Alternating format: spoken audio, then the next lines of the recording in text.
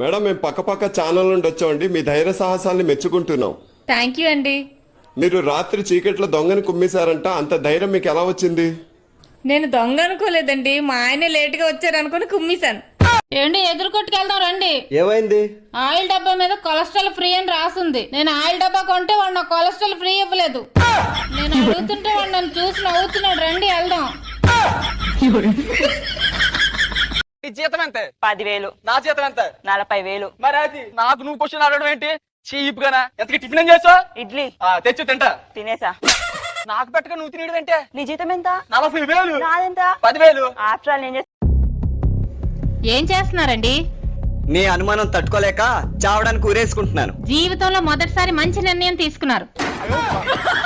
అవునండి, మర్చిపోయాను. పైకి వెళ్ళిన తర్వాత రంభా ఊర్వశి మేనకతో రాఖీ కట్టించుకోండి. మీ నాన్న పెళ్లికి పట్టాను పెడతాన్నాడు కదా, ఇప్పుడు పెట్టమని చెప్పు. పెళ్ళప్పుడు పెట్టొద్దన్నారు, ఇప్పుడు పెట్టమంటున్నారు. అప్పుడు నేను 24, ఇప్పుడు 42. మన బంగారం కలిసి వస్తుంది, అందుకే పెట్టమని చెప్పు. ఆడదానికి పుట్టడమే నా తప్పు. నడుము పెంచడం నీ తప్పు. అత్తయ్య గారు, మీకోసం నెయ్యి బాగా వేసి సున్నుండలు చేశాను అత్తయ్య గారు, తినండి అత్తయ్య గారు. ఇప్పుడు వద్దులే అమ్మా. అత్తయ్య గారు, మీకోసం నేను చాలా ప్రేమగా చేశాను అత్తయ్య గారు, ఒక 6 సున్నుండలైనా తినండి అత్తయ్య గారు. తినకపోతే చంపేసేలా ఉంది. సరే అత్తయ్య గారు, మీకోసం నేతి బొబ్బట్లు చేశాను అత్తయ్య గారు, తినండి అత్తయ్య గారు. ఇందాకలే కదమ్మా సున్నుండలు గారెలు తిన్నాను, పొట్ట ఖాళీ లేదు, తర్వాత తింటానులే. అత్తయ్య గారు, మీరు తినకపోతే నా మీద మీ అబ్బాయి మీద ఒట్టు. తింటానివ్వు.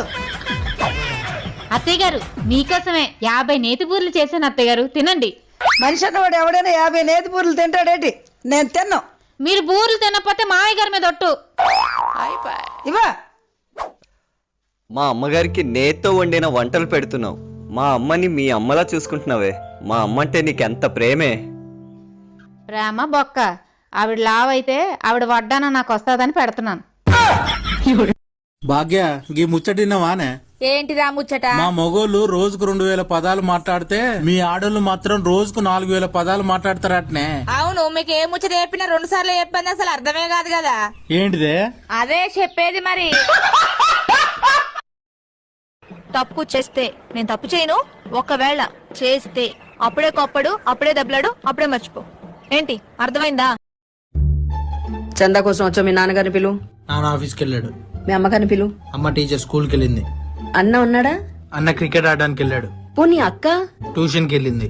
మరి నువ్వు ఇక్కడే పడి ఏం చేస్తున్నావయ్యా? నువ్వు కూడా ఎక్కడికైనా వెళ్ళిపోవాల్సింది. అందుకనే కదా మా ఫ్రెండ్ వాళ్ళ ఇంటికి వచ్చా. అంటే ఈ ఇల్లు?